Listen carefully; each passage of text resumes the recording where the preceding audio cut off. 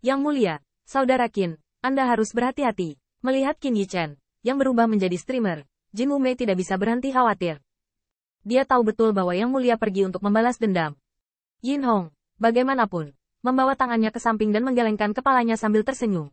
Jika Anda memahami pekerjaan Yang Mulia selama bertahun-tahun, di mana lagi Anda akan khawatir? Ya. Di ruang bintang, Qin Yichen masih tidak berani mengeluarkan sisik naga cahaya abadi. Untungnya, Yin Hong memberi mereka kapal tulang. Meskipun mereka tidak sebagus kapal perang Kaisar Ilahi itu, mereka lebih baik daripada yang kecil dan mereka sangat cepat. Tanda seru.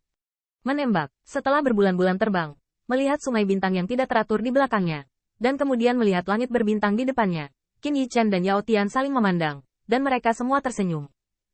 Akhirnya kembali, ya, akhirnya kembali, kemana harus pergi dulu?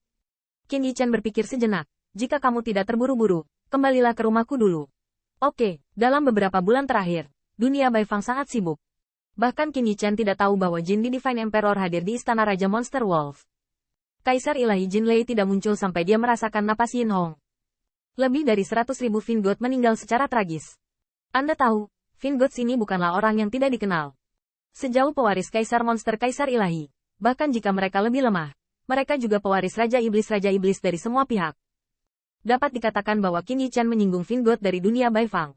Namun, Qin Yichen tidak peduli, dan bahkan merasa tidak berdaya. Setelah dipersembahkan oleh leluhur tua Surai Perak, bagaimana mungkin tidak ada yang mengejarnya? Tunggu.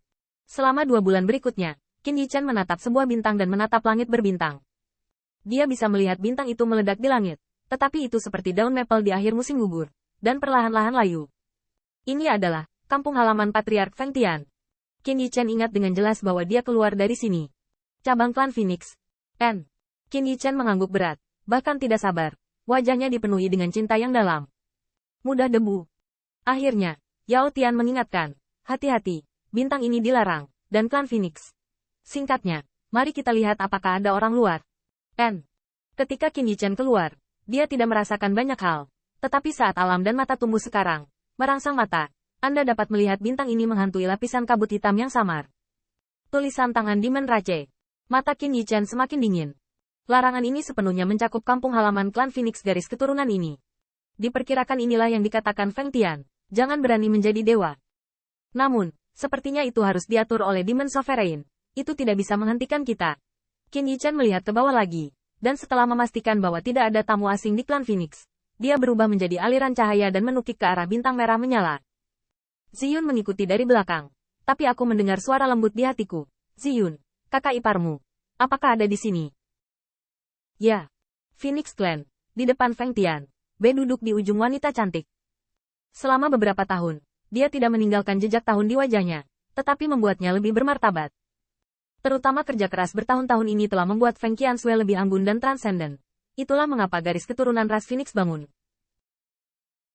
Ya, hanya dalam beberapa tahun, kamu telah mencapai Golden Immortal.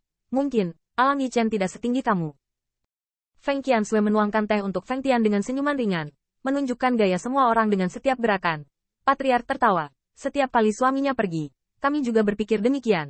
Tetapi setiap kali, Liang Chen dan wajah tetua itu hampir bengkak. Feng Tian menyesap teh lagi sebelum menunjukkan wajahnya. Sudah hampir waktunya. Qianshui. Dan setelah alam stabilitas, pergi ke Gua Nirvana. Gua Nirvana. Setelah tinggal di suku ini selama beberapa tahun, Feng Qianshui telah mendengar tentang Gua Nirvana. Ini adalah Feng Tian, dan juga tempat terberkati paling berharga yang ditinggalkan leluhurnya di sini. Dikatakan bahwa Kaisar Feng pernah muncul di sini. Dan menurut catatan sejarah, setiap generasi, klan Phoenix setidaknya adalah seorang kaisar dewa. Feng Qianshui tahu nilai Gua Nirvana dengan sangat baik, tetapi dia menggigit giginya dan berkata, tapi, saya mendengar tetua Feng Ru mengatakan bahwa di Gua Nirvana hari ini, hanya ada satu klan yang masuk dan keluar. Tangan Feng Tian dengan lembut bergetar dengan secangkir teh. Tapi kemudian dia mendongak dan tersenyum ringan. Oh, aku bisa melindungi tanah keluarga ini dalam hidup ini. Aku sudah puas. Kamu masih muda. Saat kamu keluar dari Gua Nirvana, Yichen akan sangat senang. Yichen juga sangat senang sekarang. Hahaha, jago. Kecepatan menghitung aliran cahaya, dan menunggu Feng Tian bereaksi sama sekali. Saya melihat siluet ramping telah berdiri di aula, dan memeluk Feng Qianshui di tangannya. Ah, suami. Qianshui, 4 mata berlawanan. Setelah Feng Qianshui memisahkan diri dari sadar kembali ke akal sehatnya, saat berikutnya, Tubuh yang lentur seolah-olah tanpa tulang tetapi hangat dan menyenangkan. Jatuh ke pelukan Qin Yichen. Suami. Mata indah Feng Qianshui penuh dengan air mata. Tetapi saya tidak pernah memperhatikan bahwa Qin Yichen, yang pernah bisa kembali dan menahan diri setiap saat ini, ada juga air mata yang membayang di bintang-bintang. Untuk Qianshui, itu hanya beberapa tahun terakhir. Tetapi baginya, itu adalah beberapa dekade terakhir. Terutama ketika direduksi menjadi manusia. Bahkan jika ada leluhur cahaya abadi untuk menyembuhkannya. Patua kecil Qin Yichen pada waktu itu mengatakan bahwa dia tidak takut itu palsu. Akhirnya, saat kita bertemu lagi, dia luar biasa dan dia juga dihormati sebagai Raja Langit. Keduanya berpelukan untuk waktu yang lama, dan Feng Tian menatap ke samping, menatap kosong ke arah mereka, lalu menatap orang-orang yang kembali dengan Qin Yichen. Setelah menyadari rambut ungu menonjol itu, Feng Tian berteriak kaget, "Kamu adalah Ziyun. Kalian semua adalah dewa." Ziyun awalnya tersenyum. Tetapi dia tidak senang ketika mendengar ini. "Aku adalah dewa. Apapun namanya."